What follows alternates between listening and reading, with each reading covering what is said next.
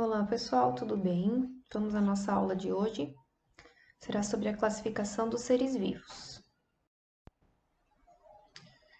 Então, pessoal, nas últimas aulas a gente falou sobre uma diversidade gigante de seres vivos, não é mesmo? Quantas formas, quantos tamanhos, quantas cores, uns que a gente consegue ver, outros que não consegue, os que vivem na água, os que vivem na terra, os que vivem no ar. Falamos sobre vários seres vivos, né? Então, nessa aula a gente vai ver como os cientistas vêm ao longo dos séculos organizando e classificando esses seres vivos. E além disso, a gente vai descobrir o porquê que é importante essa classificação dos seres vivos. Pessoal, vocês já perceberam que tudo o que nos rodeia tem um certo tipo de organização? A nossa casa, o nosso guarda-roupa, o nosso material escolar, o trânsito, o mercado, a padaria, tudo tem um tipo de organização. Mas para que a gente organiza as coisas? Para facilitar o nosso cotidiano, né? Pense se não existisse uma organização, como a nossa vida ia ser mais difícil. Então, para organizar, separar, agrupar, a gente está classificando. E é para isso que para isso é necessário que existam regras ou critérios. Vamos pegar, por exemplo, uma biblioteca, né? Vocês acham que numa biblioteca seria possível que os livros fossem organizados conforme os seus tamanhos ou conforme as suas cores? Não, né, pessoal? Como que os livros são organizados numa biblioteca? Que critério de organização existe em uma biblioteca para que para facilitar o cotidiano de quem trabalha lá e de quem precisa pegar um livro? Bom, os livros, eles são organizados numa biblioteca de acordo com o autor, ou de acordo com o título, né? Ou de acordo com o gênero. Então, esses são os critérios utilizados para organizar livros numa biblioteca. Agora a gente vai ver que critérios são utilizados para classificar seres vivos. Bom, pessoal, antigamente os critérios que eram utilizados para classificar os seres vivos, eles eram escolhidos conforme o interesse ou a utilidade que esses organismos tinham para o ser humano. Por exemplo, eles eram classificados em animais perigosos e não perigosos. Aqui a cobra e o gato, né? Eles também eram classificados como plantas e animais comestíveis e não comestíveis. Aqui, por exemplo, a vaca e o elefante. Mas esse critério era só conforme a utilidade para o ser humano, né? Hoje em dia não é mais assim. Bom, um ser que muito inteligente, chamado Aristóteles, né? Que ele nasceu em 384 antes de Cristo, ele propôs várias classificações, né, pessoal? Uma delas é que dividia os seres vivos em dois grupos, animais e plantas. E depois eles seriam subdivididos de acordo com o ambiente em que eles viviam. Por exemplo, aéreos, terrestres e aquáticos. Né? Outro tipo de classificação do Aristóteles foi classificar os animais de acordo com o critério de possuir sangue e não possuir sangue, como por exemplo aqui a mosca e o cavalo. Esses critérios também foram evoluindo, né, junto com todo esse processo, mas é, vários cientistas criaram sistemas baseados no que o Aristóteles falou. O Aristóteles, pessoal, ele foi um filósofo grego da antiguidade, ele foi aluno de Platão, né, que é um outro filósofo muito famoso, muito inteligente. Ele era um homem muito estudioso e os pensamentos e investigações científicas dele impactavam a sociedade da época. Ele dedicou-se a muitas atividades, entre elas física, biologia, artes e política. E ele também tentava explicar a origem do universo. Tá? Ele era um ser muito evoluído para a época dele, assim, muito inteligente. Por isso que foi levado a sério esse critério de classificação dele na época.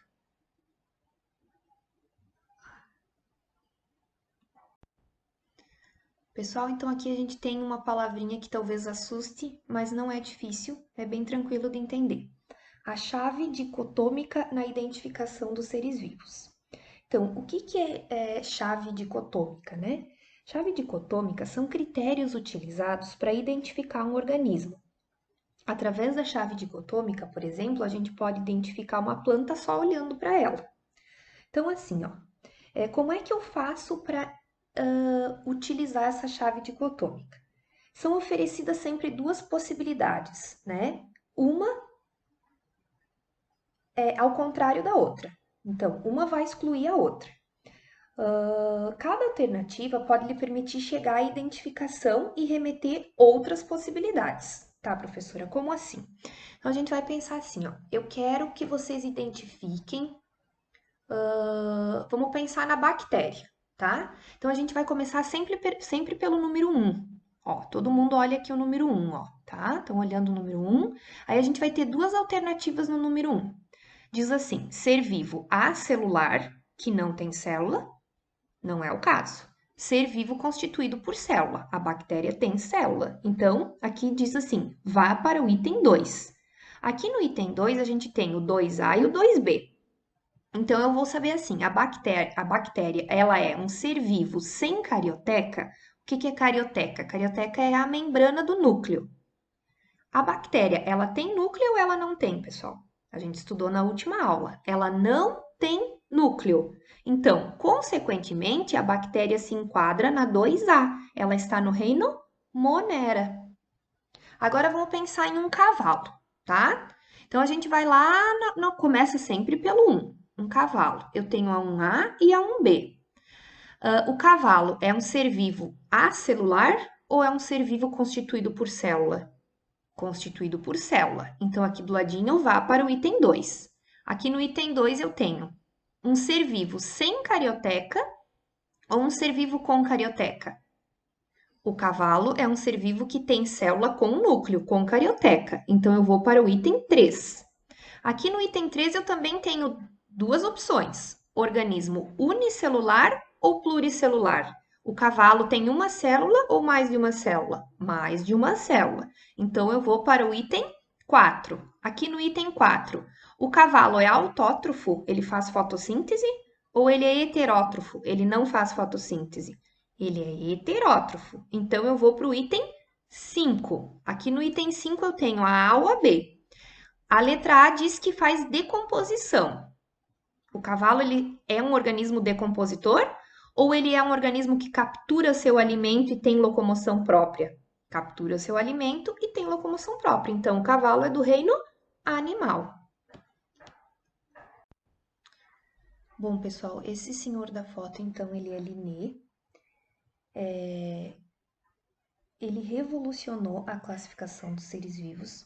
Ele descreveu milhares de espécies e classificou os organismos vivos, agrupando-os. E o sistema que ele criou permitiu a universalização e a organização do conhecimento sobre os seres vivos.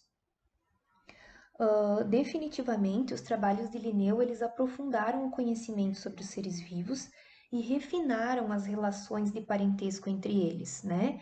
Além disso, ele criou um sistema binominal para denominar as espécies e categorias taxonômicas. O que é um sistema binominal? Como vocês podem ver, a gente tem duas imagens aqui, tem a do cachorro e a do gato, e tem o nome científico desses animais. Então, no sistema binominal, uma espécie é descrita por meio de duas palavras derivadas do latim, escritas em destaque, ou em itálico, ou em negrito, ou sublinhado, né? A primeira é escrita com a inicial maiúscula e define o gênero, e a segunda define a espécie e escreve-se sempre com a inicial minúscula, né? Por exemplo, aqui, ó, os dois nomes estão em itálico, tanto do cachorro quanto do gato. A primeira letra diz origem ao gênero e é com letra maiúscula. A segunda palavra dá origem à espécie e é com letra minúscula, tá bom? Bom, pessoal, o sistema de classificação de Linneu, ele foi utilizado por aproximadamente 2 séculos e ele foi muito importante para a biologia. Porém, com o avanço da ciência, novas informações foram acumuladas e esse sistema se mostrou insatisfatório, porque muitos exemplos de organismos eram classificados como plantas pelos botânicos e como animais pelos zoólogos, né? E aí começou a dar pane no sistema. Então, essa deficiência no sistema proposto por Linneu levou os taxonomistas a buscarem uma nova proposta de classificação. O que são taxonomistas, né? São cientistas que estudam a classificação dos seres vivos. Então, eis que surgiu esse Robert da foto, né? Esse senhor da foto,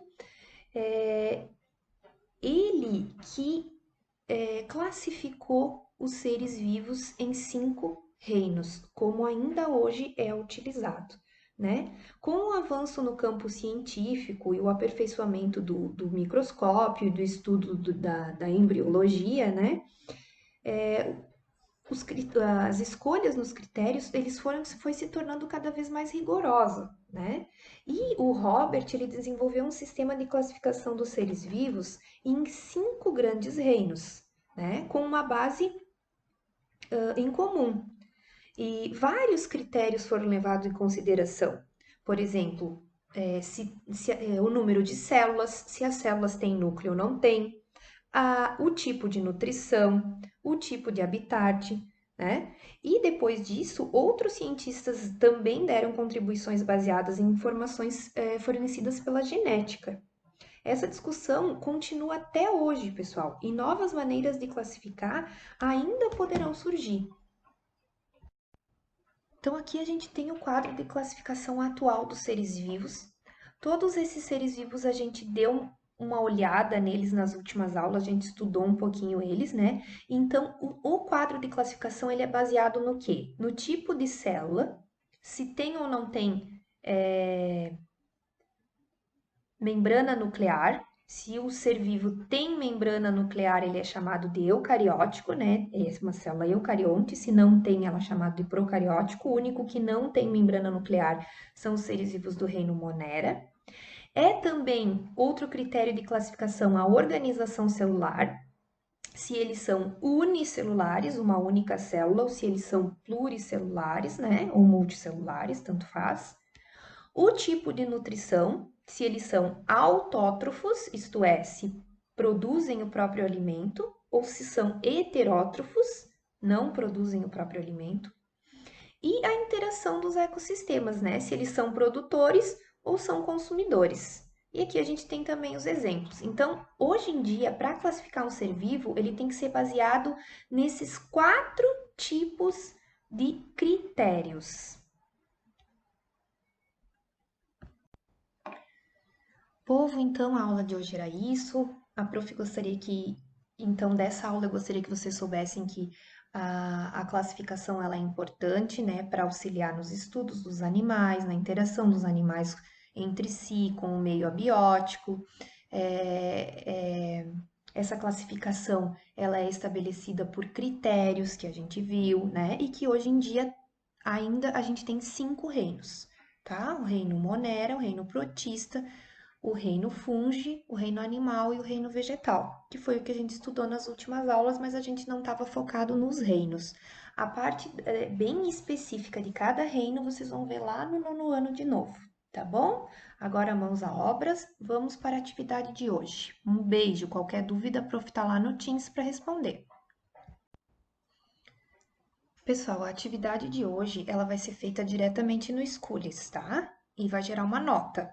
Então, assim, ó, antes de enviar para a professora, vocês precisam realizar a atividade, corrigir a atividade, salvar e enviar, senão a prof não recebe, tá bom? Então, não esqueçam que vocês têm que fazer a correção da própria atividade de vocês antes de enviar. Se vocês ficarem com dúvidas, chame a prof lá no chat do Teams que eu ajudo. Um beijo!